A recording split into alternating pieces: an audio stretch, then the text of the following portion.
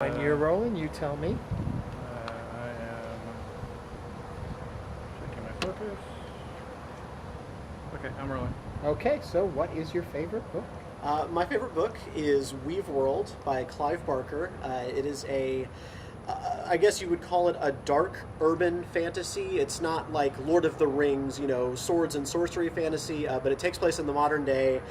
Basically, the premise is there is this magical world that sort of existed alongside of our own, these creatures known as the Seer Kind. The Seer Kind were capable of doing magic, and so humanity sort of hunted them and persecuted them and treated them badly, basically, so they hid away in this magical carpet, hence the title of the book, Weave World. And the book takes place after that fact, and so we start with, they're hidden away in this carpet, and there are these evildoers who want to find them and destroy them, so they are hunting down the carpet, and the heroes of the story are hoping to stop them, and it's got a really colorful cast of characters, really, dark villains, and really, bright-eyed heroes, but they're flawed characters. It is a Clive Barker story, so it's very mature. There are some heavy themes in there. There's violence, there's sexuality, but all of that serves some of the themes of the story. One of the major themes of the story that really attracts me to it is this idea of memory and imagination, and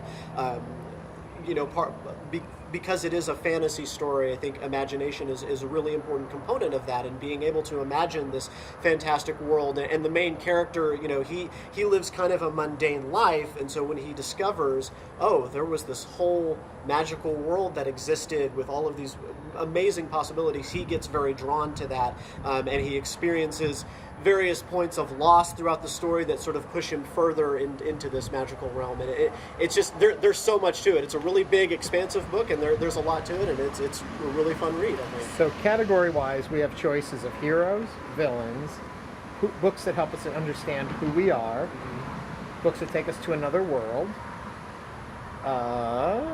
love stories, and then books of Texas. What category does this fit into for you? I would say I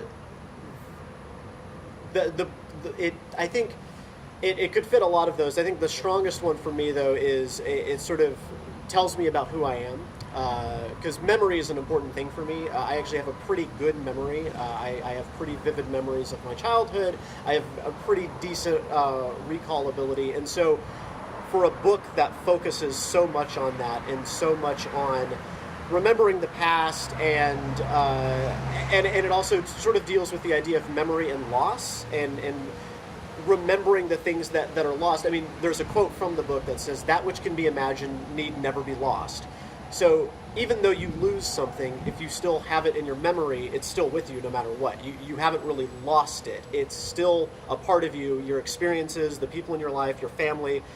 Even if you lose a loved one, they're not completely gone. They're never completely gone, because they had such an indelible mark on your life that you remember them. And so the book is really about that at its core. I think that's the whole message of the book, is holding on to those memories, and you never really lose something. And so I think it fits into that category of it teaches me something about myself, and that I too sort of can understand that and feel that with my own memory. Perfect. Last thing, and your name is? My name is Joshua Zinn. I'm a producer for Houston Matters. Perfect. Thank you.